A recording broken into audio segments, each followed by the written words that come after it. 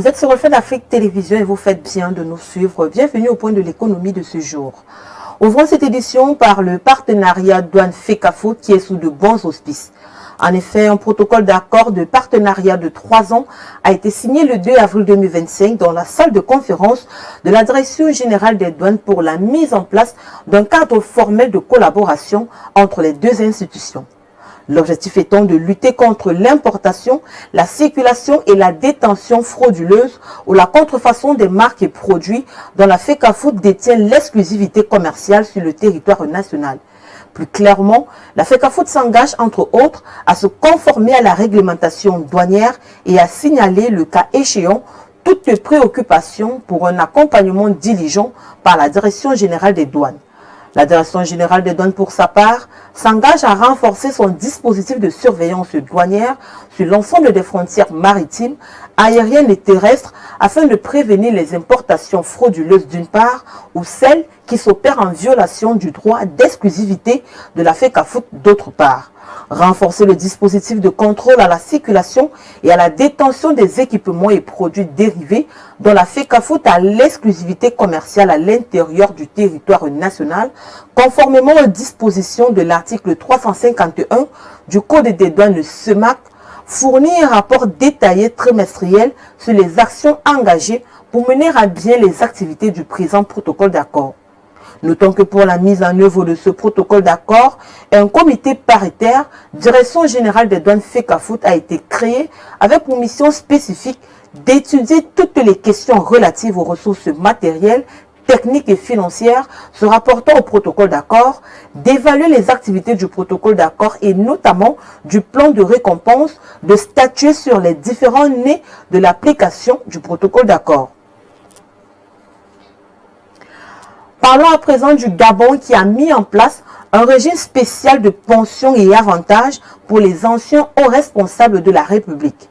Réuni en Conseil des ministres le 27 mars 2025, le gouvernement a adopté un projet de décret instaurant un régime spécial des pensions et autres avantages pour les anciens vice-présidents, présidents de chambre et premiers ministres.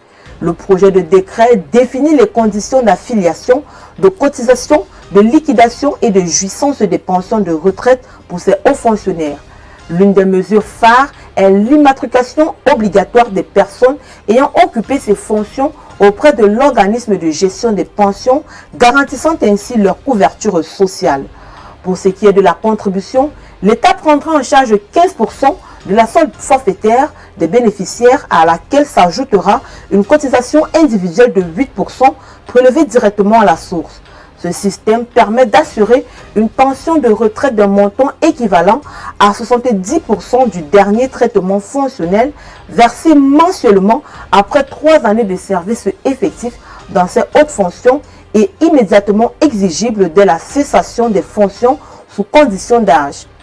Une autre innovation majeure est l'introduction d'un régime de pension de réversion offrant aux conjoints survivants des bénéficiaires d'une allocation correspondant à 60% de la pension du titulaire. Ce mécanisme vise à assurer la protection sociale des familles des anciens hauts responsables avec des règles claires concernant la répartition de la pension entre les conjoints légaux.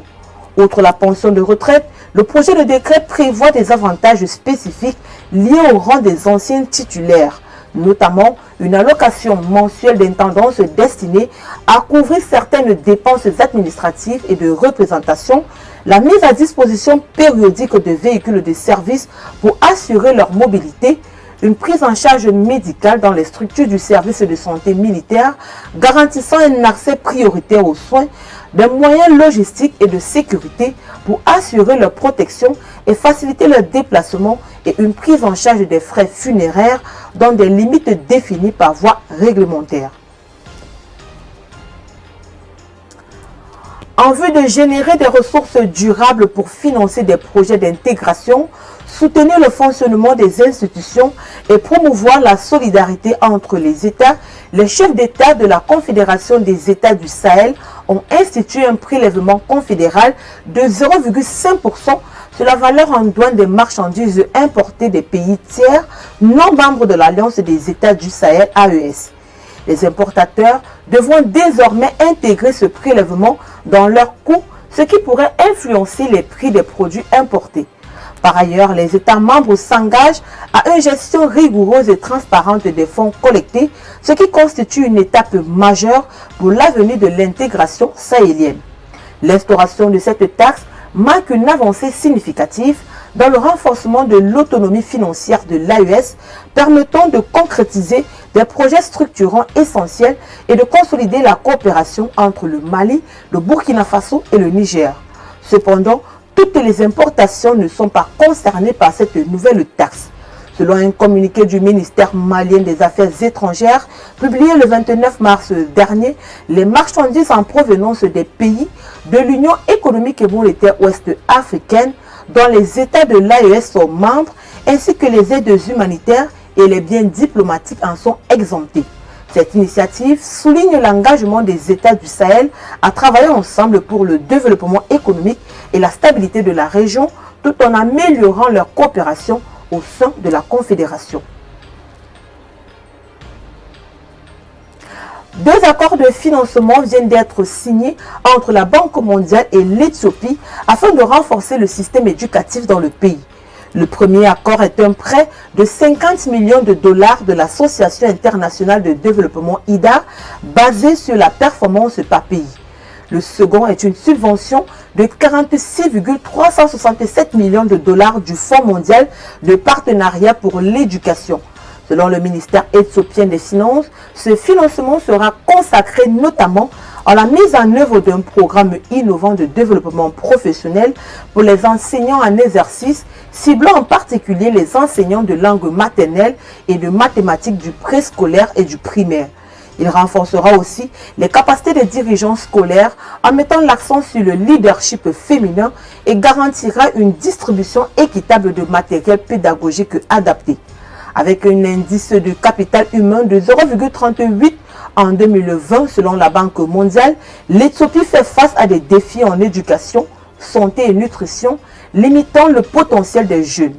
90% des enfants sont en situation de pauvreté d'apprentissage et 37% des moins de 5 ans ont un retard de croissance. Malgré un indice légèrement supérieur à la moyenne des pays à faible revenu, l'Éthiopie reste en deçà de la moyenne de l'Afrique subsaharienne. Mesdames, Messieurs, c'est ici que se referme cette édition du Point de l'économie. Merci de l'avoir suivi. Les programmes se poursuivent sur Reflet d'Afrique Télévision.